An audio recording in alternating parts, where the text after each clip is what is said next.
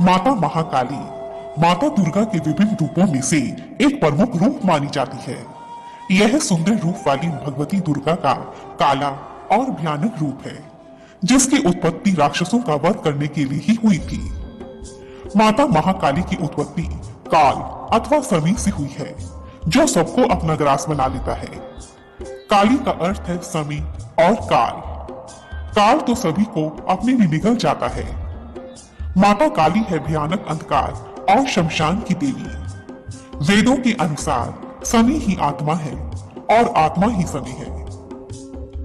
माता कालिका की उत्पत्ति धर्म की रक्षा और पापी राक्षसों का विनाश करने के लिए ही हुई है। माता काली को माता जगदम्बा की महामाया कहा गया है। माता महाकाली को देवी दुर्गा की 10 महाविद्याओं में से एक महाविद्या माना जाता है। माता महाकाली माँ दुर्गा का वह रूप है जो अपने क्रूर रूप के बावजूद भी अपने भक्तों से प्यार का संबंध बनाए रखती है। हिंदू धर्म शास्त्रों में माता महाकाली अभिमानी राक्षसों का वध करने के लिए जानी जाती है। माता महाकाली को विशेष रूप से बंगाल में पूजा जाता है। बंगाल की राजधानी कोलकाता में मुख्य रूप से माता काली की आराधना की जाती है। कई लोगों का यह मानना है कि कोलकाता में माता काली स्वयं निवास करती है और उन्हीं के नाम पर इस स्थान का नाम कोलकाता पड़ा। कोलकाता में ही माता महाकाली का सबसे बड़ा मंदिर दक्षिणेश्वर काली मंदिर के नाम से जगत प्रसिद्ध है। दक्षिणेश्वर काली मंदिर हुगली नदी के तट पर बसा हुआ है और माता के 51 शक्तिपीठों में से एक शक्तिपीठ माना जाता है। पौराणिक कथाओं के अनुसार जब भगवान विष्णु ने माता सती के शव के कई टुकड़े किए, तब इस स्थान पर माता के दाएं पांव की 4 उंगलियां गिरी थी। इस मंदिर को माता काली का दिव्य धाम भी कहा जाता है। भक्तों के लिए यह स्थान किसी सिद्ध स्थान से कम नहीं है। इस मंदिर में देवी काली की मूर्ति की जिह्वा खून से सनी हुई है और देवी नरमुंडों की माला पहने हुए है। काली माता का यह मंदिर नवरत्न की तरह निर्मित है और यह 46 फुट चौड़ा तथा 100 फुट ऊंचा है। मंदिर के भीतरी भाग में चांदी से बनाए गए कमल के फूल, जिसकी 1000 पंखुड़ियां हैं, उस पर माता काली शस्त्रों के सहित भगवान शिव के ऊपर खड़ी दिखाई देती है। दक्षिणेश्वर काली मंदिर में कुल 12 गुंबद है।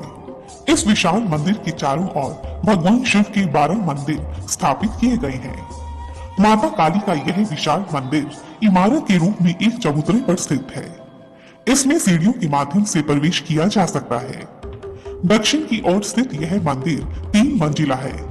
ऊपर की 2 मंजिलों पर 9 गुंबद समान रूप से फैले हुए हैं। गुंबदों की छत पर सुंदर कलाकृतियां बनाई गई हैं। मंदिर के भीतरी स्थल पर दक्षिणा माँ काली भगवान शिव पर खड़ी हुई दिखाई देती है। देवी की यह प्रतिमा जिस स्थान पर रखी गई है, उसी पवित्र स्थल के आसपास भक्तजन बैठे रहते हैं और माँ काली की आराधना करते हैं। माता महाकाली के इस पवित्र मंदिर का इतिहास भी बहुत सुंदर है। सन 1847 की बात है, जब भारतवर्ष में अंग्रेजों का शासन था। भारतवर्ष के पश्चिम बंगाल में उस समय रानी रासमणी नाम की एक बहुत ही अमीर विधवा रहती थी। रानी रासमणी को धन की कोई कमी नहीं थी, परंतु उसके जीवन में पति का सुख नहीं था। रानी रासमणी जब उम्र के चौथे पड़ाव पर पहुंची, तो उनके मन में सभी तीर्थ स्थानों के दर्शन करने का पवित्र ख्याल आया। रानी रासमणी की देवी माता में अत्यंत श्रद्धा थी। इसी कारण उन्होंने सोचा कि वह अपनी तीर्थ यात्रा का आरंभ वाराणसी से करेगी और वहीं रहकर देवी माता का कुछ दिनों तक ध्यान करेगी।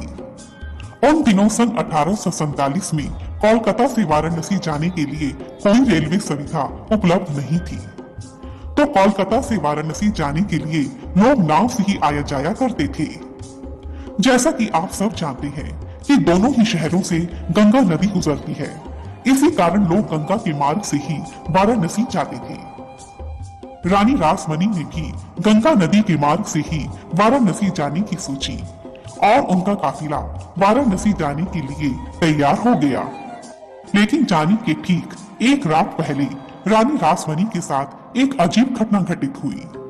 उस रात रानी रासमणी मन में देवी काली का ध्यान करते हुए सो गई और उसी रात्रि रानी को एक अजीब स्वप्न आया।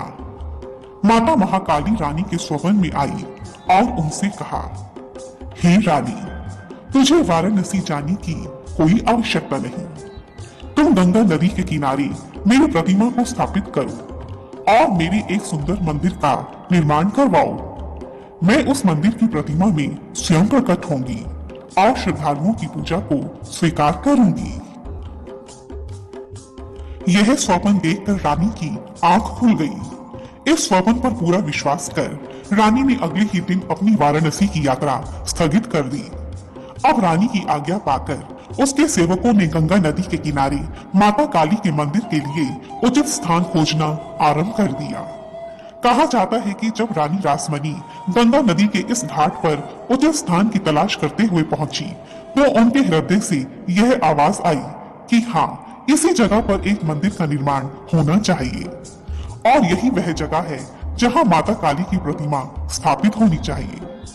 रानी रासमणी के मन में ऐसा ख्याल आते ही वह जगह खरीद ली गई और मंदिर बनाने का काम तेजी से आरंभ हो गया।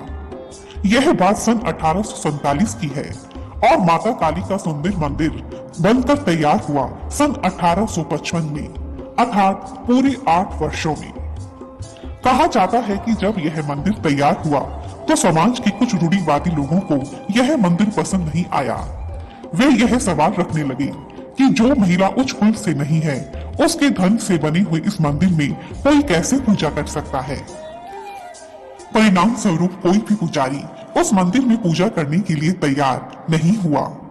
इस मंदिर में पुजारी पांव रखने से भी घबराते थे। हिंदुओं की पुरानी जाति व्यवस्था और बंगाल की कुलीन प्रथा की वजह से यहाँ रहना उस समय काफी जोखिम भरा माना जाता था। कुछ समय के पश्चात प्रसिद्ध विचारक स्वामी रामकृष्ण परमहंस ने मंदिर का कार्यभार संभाला। उन्होंने स्वयं को माता महाकाली के चरणों में पूर्ण रूप से समर्पित कर दिया। वह माता काली की भक्ति में इतना तन्मय रहते थे कि लोग उन्हें पागल समझने लगे। एक दिन अर्धरात्रि को जब उनकी व्याकुलता चरम सीमा पर पहुंच गई तो माता काली ने उनकी भक्ति से प्रसन्न होकर उन्हें प्रत्यक्ष दर्शन दिए और उन्हें कृतार्थ कर दिया। दक्षिणेश्वर काली मंदिर से लगा हुआ स्वामी परमहंस देव का एक कमरा है जिसमें उनका पलंग तथा कुछ स्मृति चिन्ह सुरक्षित रखे गए हैं। दक्षिणेश्वर काली मंदिर के बाहर स्वामी परमहंस की पत्नी श्री शारदा माता तथा रानी रासमणी की समाधि का भी एक मंदिर है और वह वट वृक्ष है जिसके नीचे रामकृष्ण परमहंस देव ध्यान किया करते थे। प्रति वर्ष दूर दूर से लाखों लोग मां काली के इस चमत्कारिक मंदिर के दर्शन के लिए यहाँ आते हैं।